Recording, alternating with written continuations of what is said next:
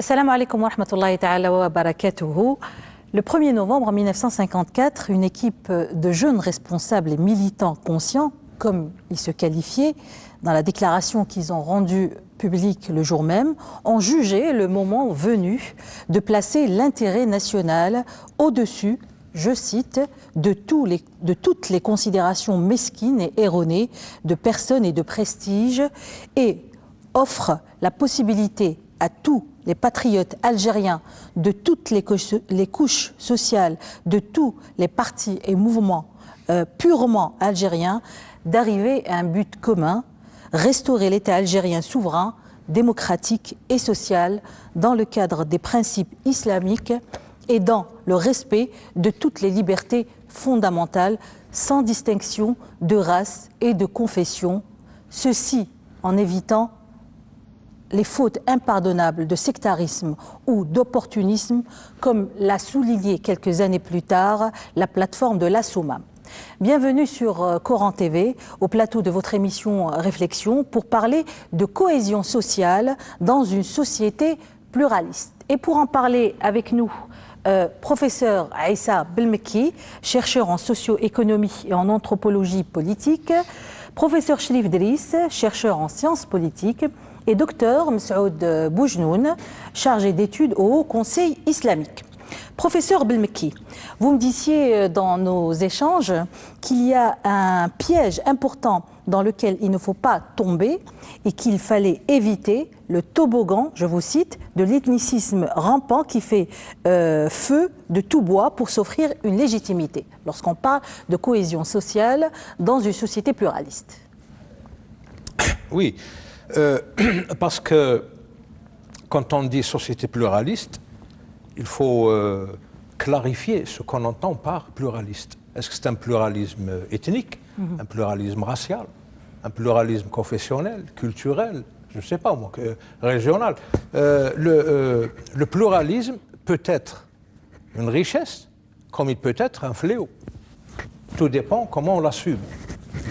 Donc il y a plusieurs niveaux où on peut gérer ce pluralisme. Une chose est vraie, c'est qu'il n'y a pas de société strictement homogène, monogéniste ou homogène, même sur le plan culturel. Le biotope dans lequel on vit détermine déjà la moitié de notre culture. Une culture montagnarde, c'est pas comme une culture de la plaine ou saharienne. Donc l'environnement, comme a dit Ibn Khaldoun, et là il faut souligner qu'Ibn Khaldoun n'était pas un historien au sens stricto sensus du terme. C'était un sociologue de l'histoire. Il a créé la sociologie de l'histoire. Donc c'est une référence absolue quand il s'agit de sociologie de l'histoire. Et Arnold Toynbee, le grand historien britannique, le prend comme archétype, comme modèle quasiment parfait. Donc le pluralisme, il est gérable, il est positif, c'est une richesse quand on l'assume et quand on sait le gérer. Voilà. Alors, vous avez dit dans votre introduction que ce groupe de révolutionnaires, entre parenthèses, ce n'est pas des révolutionnaires, hein, parce que une révolution, ça se passe entre des tranches différentes d'une même société. Par exemple, la révolution bolchevique de 1917, c'est des Russes avec des Russes. La révolution française, c'est des royalistes français contre autre chose, etc. Donc une révolution, le terme exact, quand on l'utilise parce que ça vient du latin revolvere. On tourne dans un sens, quand ça ne va plus, on arrête, on fait une rupture et on tourne dans l'autre sens. C'est ça une révolution. Ce que ces jeunes ont entamé, c'est une guerre de libération. Absolument. C'est une guerre de libération. C'est différent d'une révolution. Parce que quand on dit révolution, ça veut dire que soit c'était nous qui avions assimilé les Français, ou l'inverse. ou les Français qui nous ont assimilés. Donc il y a une révolution entre nous. C'était pas une révolution. Moi, je suis contre ce terme quand il s'agit de la guerre de libération de l'Algérie. Bon, les guerres de libération, déjà, ça définit les rapports. Oui. Il y a un colonisateur, Absolument. un prédateur, et il y a des colonisés qui veulent se libérer. Parce que ils ont été broyés, ils ont été spoliés et tout. Donc c'est une guerre de libération. Harb Tahrir. Cet État qu'il voulait fonder, vous avez dit... Qu'il voulait restaurer. D'ailleurs, ils disent restaurer. Oui, oui, restaurer parce que, en fait, il a été établi par l'émir Abdelkader. Chose que ne lui reconnaissent pas une certaine intelligentsia de gauche. L'émir Abdelkader a voulu fonder l'État algérien parce qu'il s'est rendu compte que la nation algérienne a été très lente, elle a beaucoup souffert dans son making, comme on dit en anglais. La moitié on l'a dit la dernière fois, la moitié de sa vie, de son existence. Ça fait 8 numéros qu'on est en train de le raconter, voilà. d'ailleurs. C'était une situation de colonialisme. Donc l'émir Abdelkader qui n'acceptait pas la domination turque, justement, ottomane. Par exemple, lui et son père Mouhidine, pour aller à la Mecque, faire leur pèlerinage, donc remplir un office divin, un des piliers de l'islam, il fallait demander l'autorisation au deuil d'Oran. Oui. C'est inacceptable. C'est inacceptable. L'émir Abdelkader et l'Algérien, l'autre, c'est un Turc.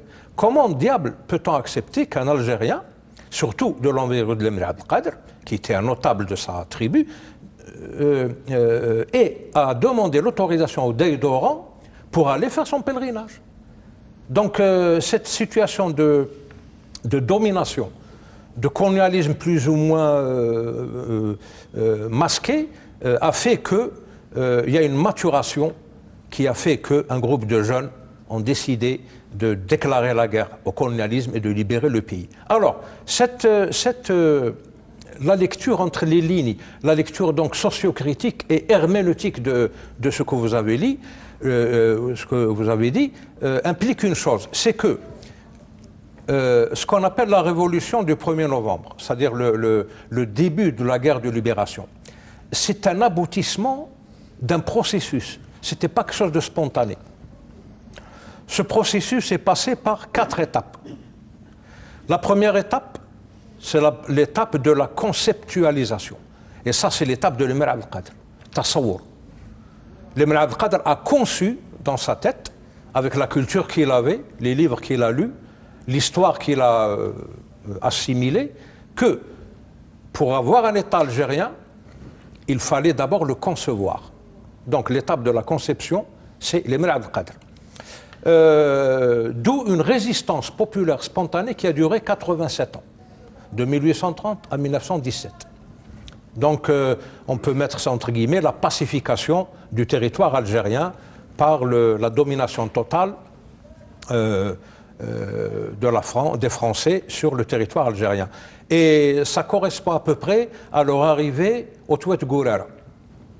Ils ont mis, il a fallu attendre jusqu'à 1915-1917 pour que les troupes françaises arrivent à Timimoun, à Drar, etc. Parce qu'il y avait une barrière de résistance dans la ceinture du nord du Sahara, oui. des Ibans jusqu'au Hessesna, jusqu'à la Sawra. Et ils ont cassé cette résistance en bombardant l'Arouat avec des obus au chloroforme concentrés. Donc ils ont tué 3300 Algériens et ils ont même tué les survivants mâles de sexe masculin. Alors les femmes étaient obligées de s'enfuir dans la nature et d'habiller leurs garçons en filles. Comme ça, les troupes françaises ne les tuent pas. Ils ont même fabriqué des boucles d'oreilles en fil de fer pour le mettre dans l'oreille pour que les Français croient qu'il s'agit de filles et pas de garçons. Donc il y avait une tentative pour décimer cette résistance. Bon, alors, à partir de 1917, a commencé la deuxième étape. C'est l'étape de l'étude approfondie, qu'on appelle en arabe al-mudhakara. Donc, tasawwur, mudhakara. Ça, c'est l'époque de l'émir Khalid. etc. Elle a duré, disons, une quinzaine, une vingtaine d'années. Et puis est venue la troisième étape, Tasmim. Là, le mouvement national est né, avec toutes ces tendances. Là, il y avait un pluralisme. Il y avait des communistes, des islahistes, des réformistes, etc. Là, il s'agissait, l'Algérie a vécu un pluralisme politique extraordinaire. Donc le mouvement national, le Haraka al-Wataniya, c'était l'étape du tasmim, la décision, la prise de décision irréversible, jusqu'à 1964. Alors le 1er novembre, c'est le tenfid, l'exécution. Et c'est notre point de départ, l'exécution. Donc cette exécution, pourquoi elle a réussi? Parce qu'elle a derrière elle un processus de 132 ans, non, 130 moins 7, donc 123 ans de colonialisme. Donc il y a un processus de 120 ans à peu près qui a fait que ce groupe de jeunes qui ont décidé de libérer le pays, donc d'entamer une guerre de libération, ils ont réussi dans leur projet. C'est comme ça qu'il faut voir les choses. Donc déjà, ça nous détermine une forme de pluralisme. C'est le pluralisme politique. Ça c'est un pluralisme enrichissant, le pluralisme politique. Très bien. Mais, pardon, vous avez dit dans le cadre des principes de l'islam. Mais après, ils ont dit multiconfessionnel. Pourquoi? Parce qu'ils ont été à la bonne école. Ils savaient pertinemment que l'islam est tolérant, il tolère toutes les confessions. D'ailleurs, aujourd'hui, le ministère des Affaires religieuses gère toutes les confessions. Il tolère le multiconfessionnalisme, donc l'Algérie tolère mais pas le sectarisme. Absolument, absolument. Ni la subversion. Le ministère des Affaires religieuses gère le rite musulman, le rite juif, s'il y avait encore des juifs ici, et le rite chrétien. Notre-Dame d'Afrique, l'archevêque d'Alger, il est payé par le ministère des Affaires religieuses. Il n'est pas payé par le Vatican. Il est payé par le ministère des Affaires religieuses algérien. Donc, c'est ça le multiconfessionnalisme. Il est d'ordre pratique. Parce que l'islam se prête à la liberté confessionnelle. Il l'encourage même. La ikraha fi ddin. C'est clair et c'est net. Donc, quand on parle de pluralisme, il faut faire attention. Parce que justement, les autres formes de pluralisme ont été exploitées par les ennemis du monde arabo-musulman pour le démolir. Alors, si vous permettez, je vais vous lire la déclaration du Premier ministre britannique après le congrès de 1907. C'était un congrès où a été décidé le morcellement du monde arabe. Pourquoi du monde arabe? Parce que il y avait déjà un pluralisme ethnique unifié par une langue. Alors il fallait exploiter ce pluralisme ethnique pour détruire cette langue. Parce que cette langue qui faisait d'un espace qui s'étendait du Golfe arabique jusqu'à l'Atlantique, où on peut se déplacer sans avoir besoin de dictionnaire, ça les dérangeait. Ils ont même comparé ça à l'espace européen. Ils ont dit que si cet espace arabe perdure, eh ben, c'en est fait de l'Europe. Ils ont entamé toute une procédure, toute une conspiration mondiale pour démolir ce monde. Et autre chose qu'ils ont exploité, c'est l'ethnocentrisme, comme a dit Mme Yassef. L'ethnocentrisme. C'est-à-dire obliger les gens à devenir centripètes et plus centrifuges. Donc se concentrer sur leur... différence ethnologique. Tribale, ethnique, régionale, etc. Il n'y a rien de pareil pour démolir une nation. C'est semer l'ethnocentrisme et le régionalisme. Alors justement, on va juste détailler avec vous, M. Boujnoun, justement sur cette pluralité. Alors donc, on distingue deux types de pluralité concernant l'Algérie. La pluralité culturelle dans un cadre ethnologique, et la pluralité politique. C'est comme ça qu'on peut respecter et créer une cohésion sociale en respectant ces deux pluralités. Ce sont là les deux pluralités, en respectant les référents, nos référents identitaires, qui sont l'islam, l'arabité et la mazérité, plus les référents ethniques. Oui. D'abord, avant de répondre à votre question, juste pour rebondir un peu ce qu'a dit le professeur Al-Bembeki, je dirais pas, il a négligé, il a un peu sauté sur l'aspect, vous avez parlé du Mudakara, l'aspect de sensibilisation joué par le mouvement islahiste, justement pour sensibiliser le peuple algérien sur son appartenance culturelle et religieuse spécifique. Ça a pris beaucoup de temps. Depuis... Pardon, le mouvement islahiste, moi je le range dans le mouvement national. Oui, je sais. Bon, le mouvement national, il y avait le côté politique qui était assumé notamment par l'étoile nord-africaine, puis le PPA-MTLD, etc. C'était Moussa El Hadj Allah yarhamou et toute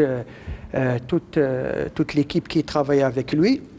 Et justement, le mouvement islahiste qui avait commencé bien avant Ben Badis, il faut pas l'oublier. Déjà, il y avait un mouvement, et lorsque le cheikh Mohamed Abdou rahimallah était venu en Algérie en 1905, il avait rencontré des notables algériens qui étaient déjà partisans de l'islahisme, qui œuvraient déjà à la sensibilisation des consciences et des esprits des Algériens. Donc, pour revenir justement à votre question, c'est vrai, après 62, les choses étaient claires. Il y avait bien sûr l'islam qui était la religion de la majorité du peuple algérien. Il y avait une communauté chrétienne qui existait en Algérie et il faut le dire, à qui il faut rendre hommage, surtout aux chrétiens qui se sont engagés corps et âme dans la lutte de libération du peuple algérien, notamment les docteurs Cholet et son épouse, l'ancien archevêque d'Alger, comment il s'appelle déjà, Duval, l'archevêque Duval, etc. Il y avait déjà une communauté chrétienne qui avait participé à la lutte du peuple algérien, et il y avait aussi, il faut le dire, des Algériens qui étaient chrétiens, qui ont été à leur corps défendant, qui ont été christianisés, comme par exemple la famille Amroche. Famille Amroche, la maman et Jean Amroche, etc., sa sœur et sa maman. Exactement. Il y avait aussi même un ancien ministre de l'époque de Boumediene qui était chrétien. C'était des Algériens qui ont été christianisés durant leur enfance, pour des considérations bien connues, donc, et qui formaient quand même une communauté. Et là, je reviens à la déclaration du 1er novembre. Les architectes de la déclaration du 1er novembre ont pris en considération cet aspect-là. D'ailleurs, même en disant que dans le cadre des principes de l'islam, tout en évitant, tout en respectant les libertés confessionnelles, parce qu'ils savaient que l'Algérie déjà, elle se trouvait dans un environnement mondial. Et à cette époque-là, il y avait la lutte anticolonialiste. Et l'Algérie, les Algériens ne pouvaient pas dire que leur lutte était une lutte de l'islam contre le christianisme. Nous ne faisions pas la guerre aux Français en tant que chrétiens, Ce qui était mais important en dans la tant que déclaration colonialistes. ce qui était Voilà. important dans la déclaration du 1er novembre, c'est de se sentir purement algérien. Tout à fait. C'est ça la primauté. Tout à fait. Voilà, Tout à d'ailleurs, fait. c'est pour ça que c'était écrit le mouvement purement algérien. Tout à fait. C'est ça le référent premier. Le premier, mais comme l'a dit justement le professeur Belmeki, c'était l'un des objectifs de la lutte de libération, c'était de restaurer l'État algérien qui existait déjà et qui a été détruit par le colonialisme, à savoir l'État bâti par l'émir Abdelkader dans le cadre du principe de l'islam. Il ne faut pas l'oublier. L'émir Abdelkader dirigeait un État qui avait comme constitution l'islam. C'est l'émir Abdelkader. D'ailleurs, on peut le voir dans ses correspondances avec les États étrangers, dans ses accords, ses conventions, etc. Et dès l'indépendance de l'Algérie, on s'est retrouvé justement avec ces deux aspects-là. Il y avait un pluralisme religieux, il y avait l'islam comme religion de la majorité du peuple algérien. Il y avait le christianisme qui est une petite minorité d'eux. Il y avait aussi quelques juifs. Qui est quand même, il ne faut pas oublier aussi qu'il y avait quelques juifs qui ont participé à la guerre de libération. Iftan, oui, comme Iftan qui a été guillotiné par les Français. Et il y avait aussi le pluralisme politique qui existait déjà avant la Révolution. Il y avait le FLN, il y avait le MNA de Msali El-Hadj, il y avait le PCA, Parti communiste algérien, il y avait les ulama. Et d'ailleurs, ce qui est beau et ce qui est intéressant, c'est que ces partis, déjà avant la Révolution, ils avaient formé plusieurs fois des alliances, des coalitions contre le colonialisme français. Aussi l'UDMA de Farhat Abbas, qui était un parti structuré. Ils avaient formé plusieurs fois, comme le mouvement qui avait demandé, qui avait sollicité le président américain Wilson, justement pour l'indépendance. C'était exactement. C'était aussi un comité de partis algériens formé de l'UDMA, des ulama, du PCA, qui avait formé des alliances nationales où le nationalisme primait sur toutes les autres considérations. Malheureusement, comme nous l'avons dit dernièrement dans des émissions précédentes, la politique suivie par le pouvoir algérien après 62 a fait en sorte d'imposer la pensée unique, le parti unique et je dirais la confession unique. C'est-à-dire la confession unique. La confession unique dit que l'islam c'est la religion de l'État. Donc je suis pas contre, mais je parle d'un fait qui a été établi après l'indépendance. Donc on s'est retrouvé avec l'unicité Mais pourquoi, a priori, qu'est-ce qui peut changer dans le fait que l'islam est rien ne peut changer. Rien ne peut changer. Pour les autres confessions, je veux dire. Non, comme l'a dit justement notre ami Belmeki, l'islam, du moment que l'islam reconnaît les autres confessions, donc il n'y a aucun problème. Même si l'islam est religion de l'État, les autres confessions ont droit de citer. D'ailleurs, l'Église catholique exerce depuis 1960 librement. Elle a ses églises, elle a ses monastères, etc., etc. Et personne n'a, aucun chrétien jusqu'à ce jour, tout particulièrement de l'Église catholique, ne s'est plaint. Sauf ces derniers temps, avec les églises évangélistes, c'est un autre sionisme, c'est un autre problème. Donc,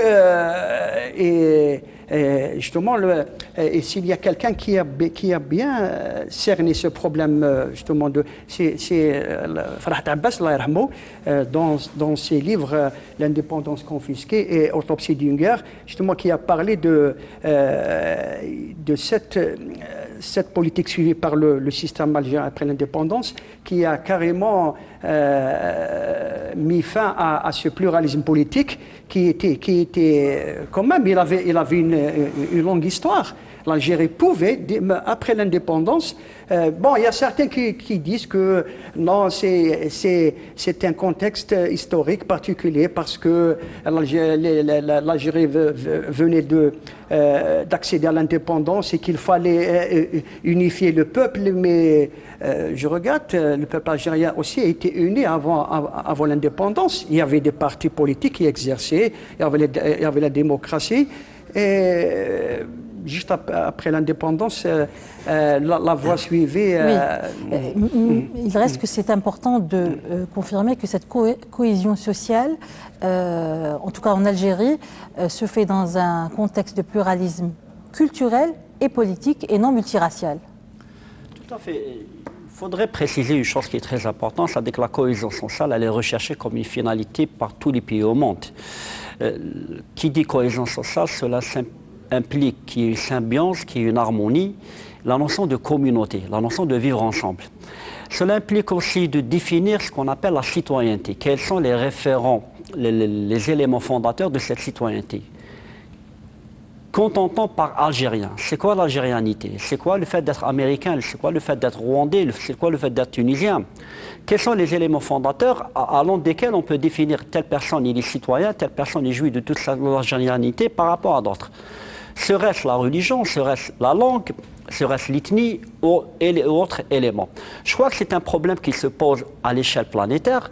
Le fait de dire que comment trouver cette alchimie entre deux logiques qui paraissent en apparence contradictoires, c'est le fait de dire cohésion nationale, cela implique unanimité, d'aller vers un corps qui soit homogène.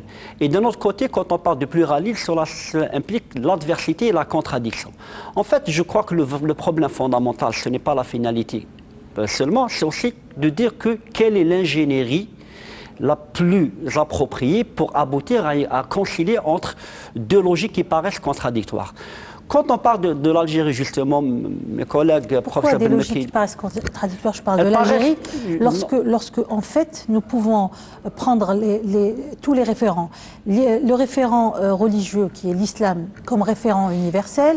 Le référent identitaire langue, arabité, amazérité, comme un référent supranational, le référent culturel ou de l'ethnicité locale comme un référent régional, et puis le référent national qui est notre algérianité. En fait, nous pouvons... Non, tout à fait. Moi, je parle dans l'absolu. C'est-à-dire que le problème se pose à l'échelle planétaire, pas uniquement en Algérie. Pour rester dans le cas de l'Algérie, bien entendu, il nous concerne au premier chef, on parle, c'est-à-dire que quelle est la formule la plus aboutie, la meilleure formule pour arriver à une cohésion nationale tout en restant dans une société pluraliste? Je crois que c'est un problème d'ingénierie. C'est pour ça qu'on parle d'une ingénierie politique ou une ingénierie sociale. Là, vous avez évoqué des éléments, des ingrédients qui sont fondamentaux. Tout le monde peut s'identifier. Tout à fait.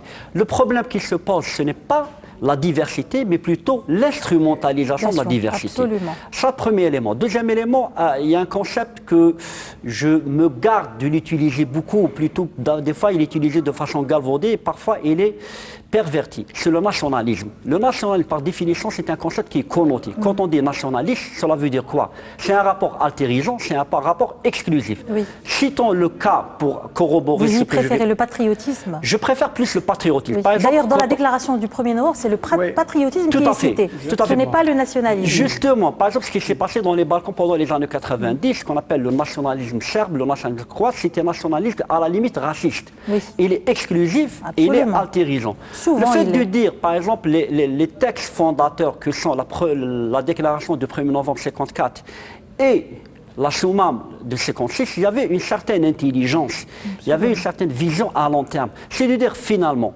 le projet auquel on aspire, qui est l'indépendance, qui est la finalité, qui devrait aboutir vers la restauration d'un État algérien indépendant, selon laquelle la citoyenneté, l'algérianité, ne serait pas exclusif, déterminé uniquement par un paramètre religieux, mais il y a d'autres paramètres. De dire qu'en fait, on est algérien, on peut être musulman et algérien, mais on peut être chrétien.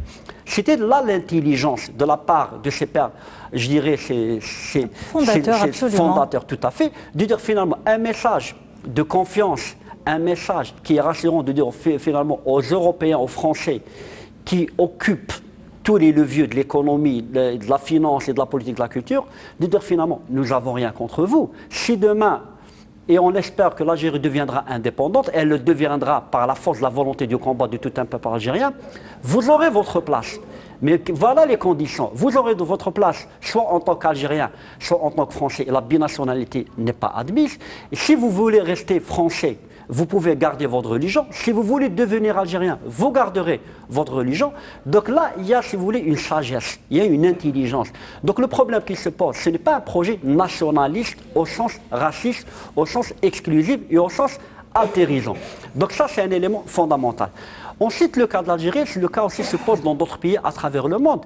Les guerres qui se sont déclarées dans certains pays, notamment en Afrique subsaharienne, en Afrique centrale, en Europe, c'était justement le problème, ce n'est pas la diversité, c'est le problème de l'instrumentalisation politique de cette diversité linguistique, de cette diversité culturelle, de cette diversité raciale. Dès lors que le projet politique est un projet nationaliste altérisant, donc la définition de la cohésion nationale devient une définition très limitative et très raciste et très exclusive. Qu'est-ce qui se cache généralement derrière ce genre de projet nationaliste et altérisant? C'est-à-dire qu'il y a plusieurs paramètres, il y a des dimensions historiques. Il y a des dimensions historiques.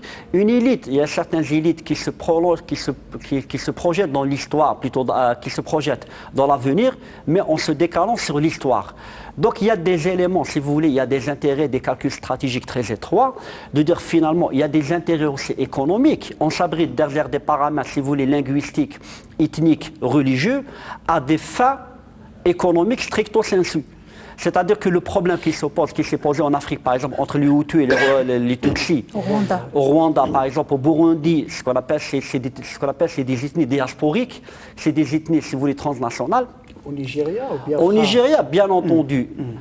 En arrière-plan se cachent des dessins à la fois géopolitiques, géostratégiques, ce qu'on appelle des dessins d'expansion territoriale, mais fondamentalement des dessins strictement économiques. Matières premières, pétrole, diamants, gaz, bois, magnésium, terres rares. Donc ce qui fait qu'on instrumentalise, si vous voulez, les clivages ethniques, raciaux, linguistiques, religieux à des fins strictement économiques. Le problème de partage des terres, le problème ce qui s'est passé au Soudan, ce n'est pas uniquement entre animistes et musulmans, entre arabes et noirs, un problème dans une région, dans un pays dont l'économie elle est agro-pastorale, foncièrement déterminée par des paramètres climatiques, la rareté de l'eau, la rareté, si vous voulez, la pluviométrie. Donc ce qui fait que le problème, l'enjeu de taille, c'est le partage des terres, les terres les plus fertiles. Donc voilà, je dirais qu'in fine, le pluralisme n'est pas un danger en soi, c'est l'instrumentalisation de ce pluralisme à des fins, si vous voulez, autres que en rapport avec la quintessence de ce qui implique le pluralisme religieux, mais à des fins strictement politiques, strictement matérielles, politiciennes même, qui représentent le danger, le danger pour les communautés humaines. Et juste pour prendre l'exemple, l'exemple du référent identitaire langue, comment ce pluralisme-là particulièrement, comment ce pluralisme-là peut aider justement à un démembrement d'un pays, d'une société, en se basant sur cet ethnicisme-là. Si on prend la question de la langue arabe et amazigh, je vais citer notre cheikh Saïd Mamoul qui dit qu'il faut différencier entre l'arabité de Omar al-Khattab et l'arabité de Abu Jahl et la mazirité de Tariq ibn Zayed et la mazirité de ceux qui veulent arrêter le cours de l'histoire. À mon humble avis, le problème se trouve dans un tout autre terrain. Quand on parle langue, il ne faut jamais oublier que le critère linguistique est une arborescence.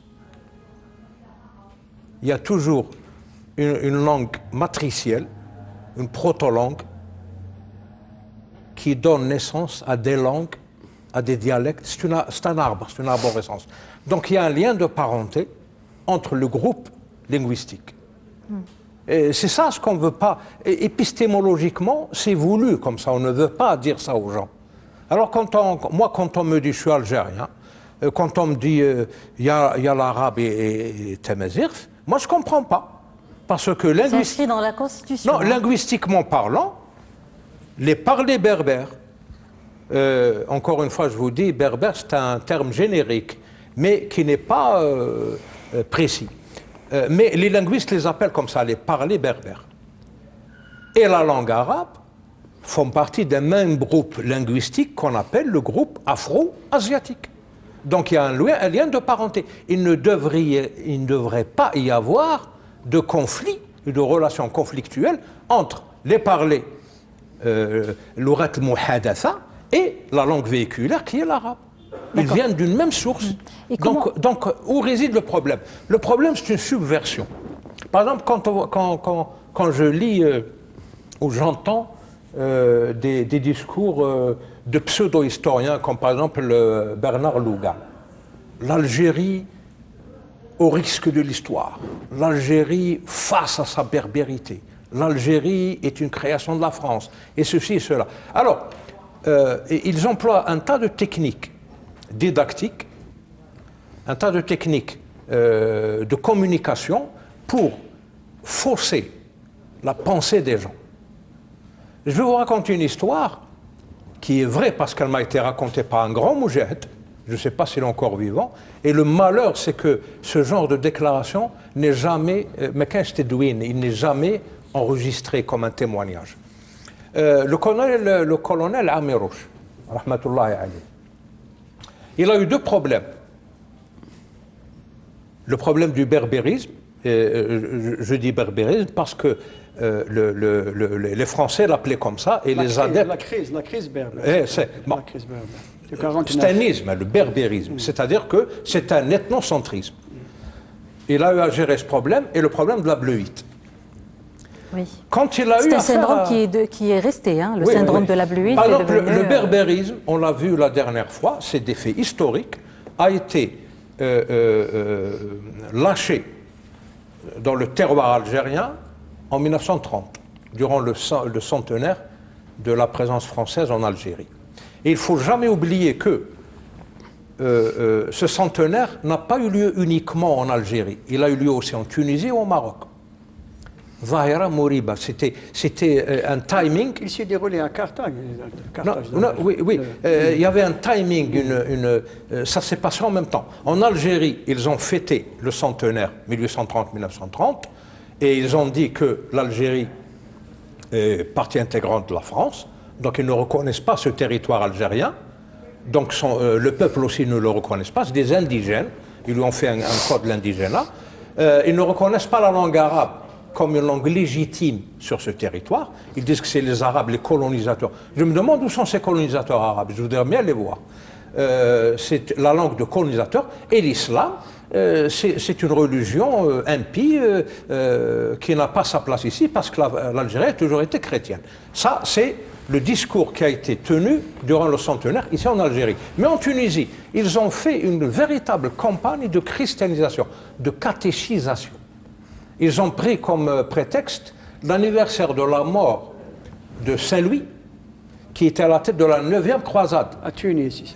Et qui est mort à Carthage de la peste. C'est ça. Alors, en commémorant cet anniversaire de sa mort, ils ont entamé une campagne extraordinaire de christianisation. Il y avait aussi le Daher berbère, c'était au Maroc. Au Maroc, bon, oui. Au Maroc.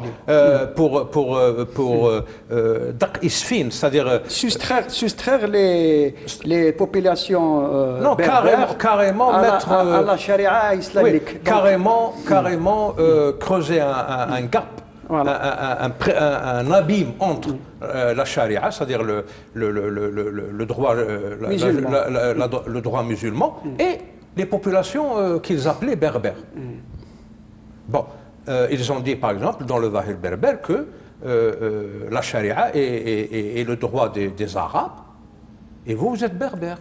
Donc d'une pierre, ils ont fait deux coups. Ils ont créé cette différence entre arabes et berbères, alors qu'ils ont la même origine, si on étudie bien l'histoire, et ils ont attaqué sous un certain angle la charia, c'est-à-dire l'islam. Alors en Tunisie, catéchisation. Ils ont même construit une statue de Jésus de Nazareth, Bebjdid à Tunis, c'est-à-dire pas loin de Jam' Zitouna. Et ce sont 4 étudiants algériens qui l'ont démoli. L'un d'eux était mon propre père. Ils ont démoli cette statue, ils ont fait de la prison, 27 jours, je crois, pas beaucoup. Les étudiants de la Zitouna. De la Zitouna, oui. C'était donc les années 30, début des années 30. Donc c'est une conspiration globale qu'il y avait contre les peuples nord-africains. Sur le plan linguistique, sur le plan... On ne peut pas nier, c'est vrai qu'à travers l'histoire, et ça continue apparemment jusqu'à aujourd'hui, que l'islamité et l'arabité ont été toujours attaqués. Oui, parce qu'ils définissent, l'islam et la langue arabe, définissent des espaces géopolitiques. Une langue, à travers ses locuteurs, elle occupe le terrain. Donc il y a, là où on parle l'arabe, il y a un monde arabe. Eh bien, ils ne veulent pas ça. Si on a un peu de temps après, je vous lirai la déclaration du Premier ministre britannique. Allez-y, lisez-la. Campbell Bannerman. C'est en anglais. There are people, and they are les Arabes, the Arabs, who control spacious territories teeming with manifest and hidden resources. They dominate the intersections of world routes, même la route de la soie. Their lands were the cradle of human civilization and religions. Ils reconnaissent que le monde arabe est le berceau des civilisations et des religions, comme l'a dit Arnaud Toynbee. These people have one faith, une croyance, one language, one history, and the same aspirations. No natural barriers can isolate these people from one another. Ouais. If perchance this nation were to be unified into one state, it would then take the fate of the world into its hands and would separate Europe from the rest of the world. Taking this consideration seriously, a foreign body, c'est l'entité sioniste, a foreign body, un corps étranger, should be planted in the heart of this nation to prevent the convergence of its wings in such a way that it could exhaust its powers in never-ending wars. Ouais. Dans des guerres sans fin. L'affaire du siècle a été conclue déjà en 1907. Hein. Oui. It could also serve as a springboard for the West to gain its coveted objects. Ça, c'est la déclaration Campbell-Bannerman, le rapport Campbell, qui était Premier ministre en 1907, et quelques années après, ils ont créé l'entité sioniste. En 1916, c'était l'accord Sykes-Picot, donc... il y a toute une chronologie, hein. Si vous permettez, je vais vous la lire. Moi, si vous permettez, moi je suis d'accord dans un sens avec la thèse de notre ami docteur Saïd Maoul. C'est vrai qu'il faut faire... Je me corrige parce que j'ai dit arabité pour Tariq ibn Zayed. Il dit qu'il faut différencier entre la mazérité de Tariq ibn Zayed et la mazérité de ceux qui veulent arrêter le cours de l'histoire. De ceux qui veulent, justement, Ou la changer carrément. La changer carrément et au nom de cette thèse-là, créer des troubles en Algérie des entités. Voilà, des entités. Un peu pareil à celle qu'on est en train tout à fait. Et faire le jeu, bien sûr, des puissances qui ne veulent pas qu'il y ait une Algérie unie, une Algérie dans ses frontières actuelles, et par extension, un monde arabe et un monde musulman aussi uni et comme il a toujours été et comme il est actuellement, et justement qui exploite ces particularismes qui sont en fait, comme nous l'avons dit, une source de richesse plutôt qu'une source de division. Donc, oui, il a raison, notre ami le docteur Saïd Maoul. Il faut faire la différence entre la Maziridi de Tariq ibn Ziyad, d'Ibn Ajurrum qui a écrit un traité de langue arabe du Mahdi ibn Tumert qui a traduit le Coran en tamazight mais en caractère arabe. Oui. Et la Maziridi excusez-moi de le dire, de l'académie berbère de Paris. Il y a un problème épistémologique. Quand on dit arabité, on sait ce que c'est. C'est une appartenance linguistique. Mais quand on dit amazirité, ça veut dire quoi exactement? Est-ce que c'est une appartenance linguistique ou ethnique ou politique ou géographique? C'est quoi l'amazirité?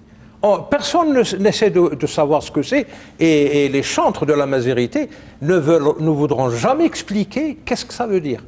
C'est ça le problème. Il y a un vide sémantique dans ce terme d'amazirité. Par exemple, Tariq ibn Ziyad, historiquement parlant, ce n'était pas un berbère, c'était un Maure. Il vivait, il était originaire d'une des deux Mauritanies. C'était pas, parce qu'à cette époque-là, les Berbères étaient concentrés. Et les Mauritaniens aussi étaient des Berbères. Non, les Berbères, c'est Banu Barr al-Kanani. Ils étaient concentrés dans la partie est de l'Algérie, de l'Afrique du Nord, disons. Algérie, Numidie et Tunisie. Mais à l'ouest, c'était des Maures. C'était des Maures, c'était pas des Berbères. Les Romains les appelaient les Maures. Et jusqu'à présent, il y a des descendants de ces Maures à Poitiers. Parce que quand Tariq ibn Ziyad, le Maure, avec son armée de morts, là il faut être précis, a ouvert à l'islam l'Espagne, elle est devenue mauresque. Et entre guillemets, les Arabes qui ont été arrêtés à Poitiers sont restés là-bas. Et aujourd'hui, il y a une famille, il y a des Français qui portent le patronyme Maure, M-A-U-R-E. C'est les descendants de ces morts. Donc, la mauricité de la moitié occidentale de l'Afrique du Nord est historiquement prouvée. Pourquoi on rentre dans leur jeu? Pourquoi on rend tout le monde berbère en Afrique du Nord? C'est pas vrai. Par exemple, les Touaregs, il y a des Peuls, il y a des Maures, il y a des Berbères, il y a même des Arabes. Arabes entre guillemets, qui sont venus de la péninsule arabique, et c'est eux qui ont emmené les dromadaires, il y a 2000 ans.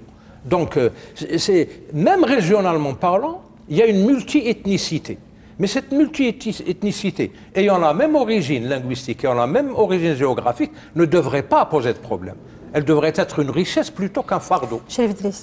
Oui, indéniablement, il y a des plans, des stratégies de morcellement du monde arabo-musulman qui existent depuis des années et qui pullulent ces derniers ans et qui foisonnent depuis ces dernières années, depuis que le monde arabe connaît une ébullition. Depuis 2011, des tentatives de morcellement de pays comme l'Irak, la Syrie, la Libye. Mais je crois qu'il faut être alerte et prudent par rapport à ces plans de deux manières. La première, c'est justement de prendre conscience que ces plans existent. Elles sont échafaudées par des boîtes de réflexion, des think tanks, mais aussi le fait que ces boîtes, ces discours, si vous voulez, qui viennent sous le prétexte de la modernité, de la globalisation, ce que vous voulez, la citoyenneté mondiale, le respect des minorités, ont tendance à aller à obéir à des desseins strictement stratégiques et politiques et économiques, et aussi culturels. Mais le problème se pose à double niveau. Le problème se pose au terme des politiques, je dirais même des politiques publiques au sein de ces pays-là, notamment les pays qui sont cibles. On commence dès l'indépendance, à travers le projet de l'État national qui a émergé, l'État algérien indépendant, par rapport au référentiel, par rapport aux fondements qui sont déclinés par la Constitution, qui est plutôt le contrat politique ou le contrat social. Quand on a en face de nous une élite qui a une vision très restrictive, très limitative de ce que c'est qu'un projet national, de ce que c'est que la cohésion nationale, qui confond cohésion nationale entre unanimisme. De dire finalement l'histoire de l'Algérie, la datation commence par T, un temps T, et non pas un temps T'. Donc là, le problème se pose. Et ce problème, cette vision des choses, cette construction, ce qu'on appelle d'une algérianité, d'une citoyenneté algérienne, provoque des frictions plus que de fusions. Ce qu'on a connu à partir de 62, 64, 65, il a fallu à un moment donné reconnaître que l'Algérie finalement, ça n'a pas commencé, l'histoire de l'Algérie n'a pas commencé avec la venue des Arabes. Il fallait dire que l'élément berbéro-amazigh est un élément intégrant. Ce qui nous amène à poser la question doublement, le deuxième problème, c'est comment certains essaient d'instrumentaliser. En fait, nous sommes en face de deux extrémismes et qui, objectivement, ils sont des alliés. Un extrémisme qui limite une appartenance, si vous voulez, une identité à un seul critère, à savoir la langue, ou d'autres qui disent qu'il est d'ordre géographique, ou d'autres qui disent d'ordre symbolique. Certains disent qu'on est arabe, qu'on le veuille ou non, on est arabe, on n'est pas amazigh, parce que voilà, c'est l'islam, pas la langue, et aussi on est le prolongement à la fois territorial et géographique d'une ère dans laquelle cette arabité a émergé. A contrario, nous avons notre discours qui dit que nous ne sommes pas des Arabes, nous n'avons jamais été, on ne le sera jamais. On est des Berbères, on est des Kabyles, qu'on le veuille ou non, bon an, mal an. Bon, on n'entre pas dans ces discours qui restent un discours infini, qui reste un discours très polémique. On en sort et n'en sortira jamais. Cela dit, nous constatons qu'il y a, si vous voulez, une instrumentalisation de ces référents historiques, voire même, nous sommes en face d'un processus de construction d'un récit, d'une narration, d'une histoire de l'Algérie qui aboutit, si vous voulez, à un télescopage, à une contradiction, si vous voulez, à une confrontation entre deux visions des choses. Et ces deux visions des choses extrémistes, et ce sont elles qui constituent le vrai danger. Le vrai danger. Le mieux, l'intelligence voudrait que de trouver une synthèse, le vrai projet de cohésion nationale, de pluralité, de considérer qu'en fait, comme l'a si bien dit le professeur Belmeki et Dr Boudjenoun, que l'Algérie a toujours été plurielle. Il y a la dimension arabe à travers la langue, à travers la venue de l'islam, mais il y a aussi une dimension aussi amazigh et berbère, il y a une dimension confessionnelle. Il y a des musulmans, il y a aussi des chrétiens, il y a des juifs. Le tout, c'est de trouver le plus difficile, à mon sens, cette ingénierie sociale. Et cette ingénierie politique qui fait que nous, finalement, être algérien, c'est quoi? Être algérien, de dire qu'il est concilié avec son histoire plurielle, une histoire millénaire. Être algérien qui dit qu'il est apaisé par rapport à cette appartenance religieuse qui est l'islam, bien entendu, avec un rite malikite, mais qui n'exclut en aucun cas les autres rites. Être algérien, de dire que fier de son appartenance religieuse à l'islam, mais de dire aussi qu'il y a des chrétiens, il y a des juifs que je dois le respecter. Donc je pense, à mon sens, que le problème, le défi fondamental, c'est trouver cette bonne ingénierie sociale qui soit moins extrémiste, qui ne fait pas le jeu des extrémistes de part et d'autre. Très bien. Merci, professeur Cherif Driss. C'est la fin de cette émission. Merci, professeur Belmeki. Merci, docteur Amsaoud Boujnoun. Je terminerai en me référant toujours à la déclaration du 1er novembre, où deux raisons sont citées comme responsables de la régression: la corruption et le réformisme. Un réformisme qui, à l'époque déjà, déniait à l'Algérien son histoire, sa langue, sa religion et les mœurs de son peuple. Toute la résistance aujourd'hui est de faire face aux desseins des différents morceleurs, quelles que soient leurs pseudo-revendications légitimes, parce qu'il faut toujours garder à l'esprit que il est possible d'instrumentaliser la justice, la vérité et les droits à des fins obscures. Assalamu alaikum wa rahmatullahi ta'ala wa barakatuh.